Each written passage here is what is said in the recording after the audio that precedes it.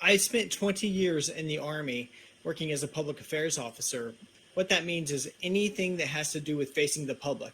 Anytime the military is communicating with the public, that was my role. That's what I did. That's what I actually came in the Army to do. Thought I wanted to work in news, had a deep passion for the truth, had a deep passion for the role that accurate information plays in our way of doing civic life in America. And so it was a wonderful way to serve.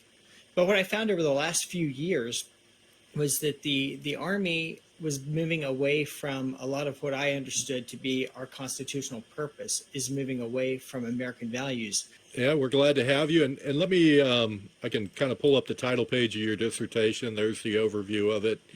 And you're looking at the culture of the DoD kind of being dysfunctional right now, correct? Somewhat. So you have this idea, and I know Colonel Menace has heard this a lot, that we are an apolitical military.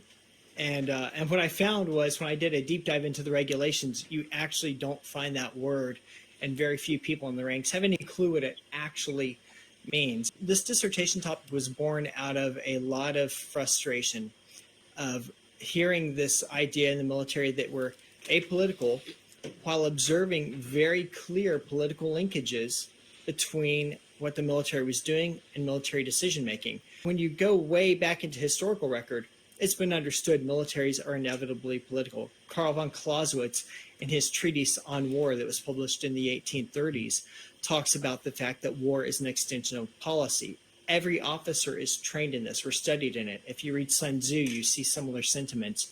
It's been understood since the first human being threw a rock at another one in an act of war that you're trying to gain power over that person, and power is inevitably political. So philosophically, it's inescapable that the military is political.